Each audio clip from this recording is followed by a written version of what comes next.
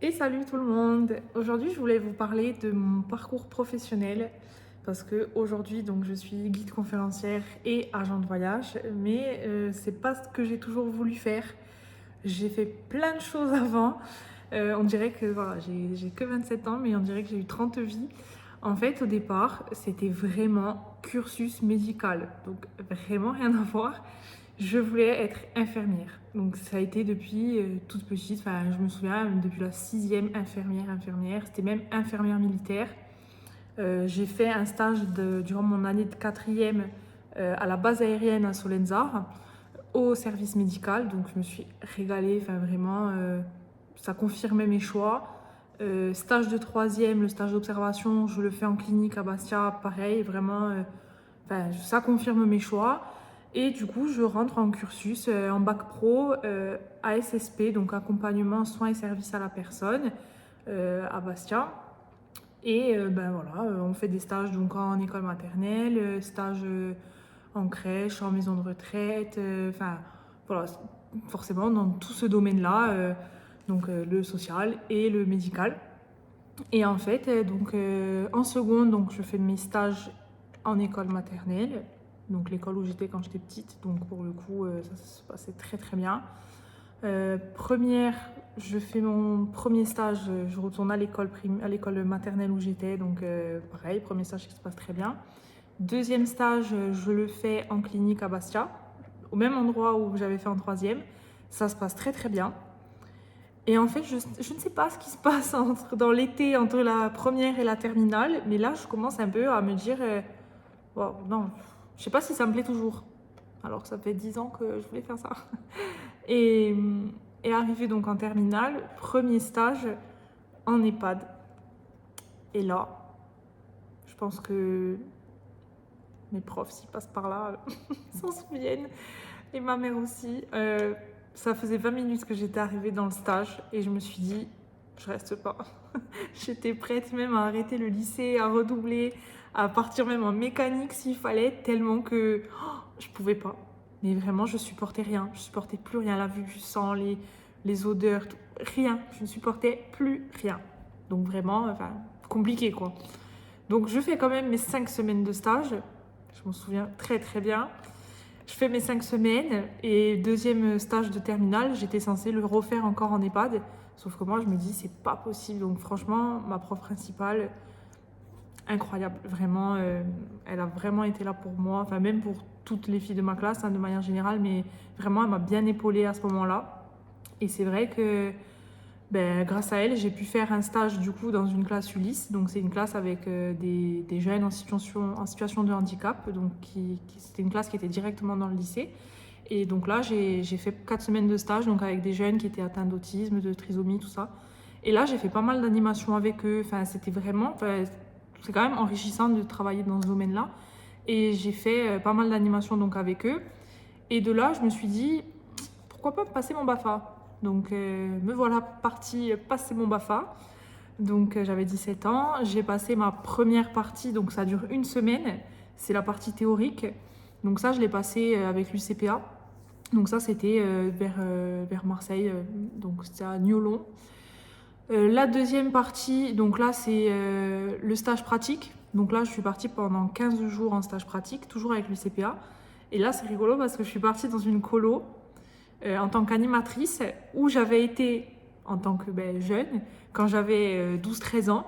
Donc je connaissais toutes les petites combines et je savais toutes les petites bêtises que pouvaient faire les jeunes, ce qu'ils allaient vouloir faire, etc. par là, où ils se seraient potentiellement échappés pour aller rejoindre des copains, etc. Donc c'était super bien parce que voilà, j'ai eu du coup les deux facettes, en tant que jeune et en tant qu'animatrice dans le même centre. C'était trop cool. Et la dernière partie, donc là, c'est un peu un perfectionnement, on va dire. Et là, je l'ai fait, moi, sur le thème des grands jeux. Et ça, je l'ai fait avec l'UFCV du côté du lac d'Annecy. Donc, pareil, super bien passé. Enfin, du coup, voilà, j'ai eu mon BAFA. Et donc, ça, je l'ai passé pendant les vacances, etc. Et en fait, ça m'a un peu confirmé que l'animation, j'aimais vachement ça. Et que j'aimais vachement plus le social que le médical. Parce que voilà, c'est vrai que quand on est en stage, on a 16-17 ans dans des établissements avec des personnes âgées, tout ça, on les voit, ils sont malades, ils sont pas bien. Enfin, des fois c'est un peu compliqué, on va dire psychologiquement, de supporter tout ça, je trouve. Et en fait, je me suis dit, moi, j'ai envie que quand les gens ils soient avec moi, ben, ils soient bien, ils soient contents et que j'ai pas envie qu'ils soient mal. Donc moi, je veux les rendre heureux. En gros, c'était ça. Et du coup, à la base, voilà, j'ai un peu perdu, donc je me suis dit, je vais partir au salon de l'étudiant à Paris. Donc là, je vois, enfin, je découvre plein de nouveautés, plein de cursus et tout ça. Enfin, franchement, génial parce qu'il y avait plein de métiers auxquels j'aurais même pas pensé. Et en fait, moi, j'étais très branchée fitness, tout ça. Et je trouve une formation pour passer un BPGEPS AGFF, donc dans le fitness. Et je me dis, oh, trop bien, je fais ça et tout. Enfin, ça me plaisait trop, trop. Euh, donc, je fais pas mal d'entraînements, etc., avec une coach et tout pour passer tous les tests, pour passer cette formation, etc. Sauf qu'entre-temps, je trouve une autre formation, euh, encore mieux, parce que du coup, ça regroupait l'animation, le sport, enfin, c'était un mélange de tout ça, on va dire. Et c'était une formation donc, pour être animatrice dans les clubs, animatrice adulte. Donc, un peu les bronzés, on va dire, pour le cliché. Et donc, il y a 3 écoles en France qui proposent ça. Donc, il y avait une école à Toulouse, une école en Bretagne et une école dans la Drôme. Bon, la Bretagne, ça me paraissait un petit peu loin quand même. Donc, je me dis, je vais passer d'abord les tests à Toulouse. Et puis, ben, si je suis prise à Toulouse, je pars à Toulouse. Bon, après, s'il faut partir en Bretagne, je partirai en Bretagne. Mais vraiment, ça me correspond, cette formation. J'ai vraiment envie de faire ça. Donc, je pars à Toulouse avec ma mère. Je passe les tests à l'école, etc. Donc, voilà, j'ai passé la matinée à répondre à des questions, etc., un entretien, tout ça. Et il m'appelle dans l'après-midi, ben, c'est bon, tu as accepté et tout. Donc c'était dans une école privée de tourisme, donc Grand Sud Formation. Et je suis prise à l'école, donc allez. Donc il me restait 2 jours à Toulouse en visite, entre guillemets. Donc je me trouve un appartement dans la foulée, etc. Ça devait être en début d'année, donc la rentrée c'était en octobre. Donc je finis mon année, j'ai mon bac malgré tout. Et je pars à Toulouse donc au mois d'octobre. Donc c'est une formation qui dure 6 mois. Pendant cette formation, on a fait des stages donc dans des villages vacances, dans des clubs, etc. Donc moi, je les ai fait dans des stations de ski. Donc trop bien. Franchement, ça confirme tous mes choix, plus cette fois. Et je me dis, ben, trop bien, l'animation adulte et tout. Enfin, vraiment, j'adore ça. Enfin, c'est des spectacles, enfin, la scène, tout ça, moi, j'adore ça. Donc le soir, c'était des spectacles. En journée, ça pouvait être par exemple des cours renforcement musculaire en matinée, cours abdos-fessiers, des trucs comme ça. Et ensuite, dans la journée, donc on avait des animations. Là, par exemple, on faisait des ateliers des fois culinaires sur la cuisine savoyarde, puisque j'étais en Savoie. Enfin voilà, plein de petits trucs comme ça. Donc de toute façon, si vous êtes déjà parti dans des villages vacances, dans des clubs, vous voyez un petit peu le métier que c'est. Et du coup, donc je m'oriente là-dedans, je finis mon année, je finis donc en avril et je pars direct en saison, entre guillemets. Enfin, en fait, le tour opérateur m'a fait un petit coup que j'ai pas trop apprécié. Je l'ai encore là, hein. Alors en fait, je pars pour 15 jours du côté de Saint-Tropez en contrat. Et il me dit si ça se passe bien, parce que t'es corse, bon, si ça se passe bien, on prolonge, machin. Donc, au final, bon, je devais partir au Monténégro. Ils m'ont planté un jour avant que je parte. Enfin, voilà, et je me retrouve en plein mois de mai à plus avoir de saison. Donc, c'est un peu compliqué pour moi parce que je suis sur le continent. J'ai plus de travail. Enfin, j'ai fini mon premier contrat et j'ai plus rien derrière. Donc, les saisons commencent en avril. Très compliqué de trouver quelque chose en plein mois de mai. Et je finis quand même par trouver quelque chose du côté d'Ajaccio, dans le golfe de Lave. Donc un contrat, donc bon, animation enfant, mais le directeur et la responsable anime avaient bien compris que moi c'était l'animation adulte aussi que je voulais faire. Donc j'ai fait un combiné un petit peu des deux finalement. Donc ça m'arrivait d'être avec les enfants toute la journée, puis à 16h partir donner un cours d'aquagym aux parents finalement, retourner avec les enfants, le soir partir sur les spectacles et tout ça. Enfin franchement, meilleure saison de toute ma vie. Fred, si tu passes par là, vraiment, j'ai passé une super saison chez toi. Vraiment incroyable. Surtout avec une équipe au top, un directeur au top. Vraiment, j'en garde de très très très bons souvenirs. Vraiment ma meilleure saison. Et de là, donc, je me dis l'animation, franchement, j'aime trop ça. Et je me dis que j'aimerais bien partir à l'étranger en tant qu'animatrice. Sauf que du coup, pour partir à l'étranger, il faut maîtriser les langues étrangères, logique. Sauf que moi, bon, à part un peu l'anglais, mais niveau scolaire, je maîtrise pas les autres langues.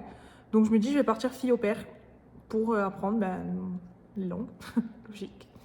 Donc me voilà partie en Espagne. Je suis partie pendant 4 mois à Barcelone dans une famille extraordinaire avec qui j'ai toujours des contacts aujourd'hui. Enfin vraiment une expérience incroyable. Donc vraiment séjour au pair incroyable. Si jamais vous voulez un petit peu en savoir plus, je pourrais vous faire une vidéo à ce sujet. Donc j'ai passé 4 mois à Barcelone. Je suis rentrée un mois en Corse. Et de là, je me dis, maintenant, si je perfectionnais mon italien. Donc je suis partie à Rome pour perfectionner mon italien en tant que fille au père, toujours. Entre-temps, bon, je suis rentrée un peu plus tôt que prévu puisque je me suis retrouvée là-bas quand il y a eu des terribles tremblements de terre. Donc je suis rentrée plus tôt que prévu. Bon, pareil, hein, partir en saison c'était trop tard puisque je suis rentrée en novembre, donc les saisons commencent en octobre, enfin voilà, c'était très compliqué. Donc j'ai travaillé avec une société d'événementiel en Corse, donc on intervenait sur des anniversaires, des mariages, des comités d'entreprise, voilà, pas mal de petites choses. Donc pareil, je me suis régalée. Et l'été arrivant, j'ai travaillé, mes parents ils ont un restaurant, donc j'ai travaillé avec eux au restaurant. Et du coup, en septembre, je me suis dit, et pourquoi je ne rentrerai pas à la fac? Parce que, en fait, en tant qu'animatrice, je savais pertinemment que ce n'est pas un métier que j'allais faire toute ma vie. D'ailleurs, arrivé aux alentours de 25 ans, on est considéré vieux dans le métier. Donc, du coup, c'était un peu compliqué quoi, de faire ça toute sa vie. Et j'avais toujours vu par contre cette évolution en tant que guide derrière ma carrière d'animatrice.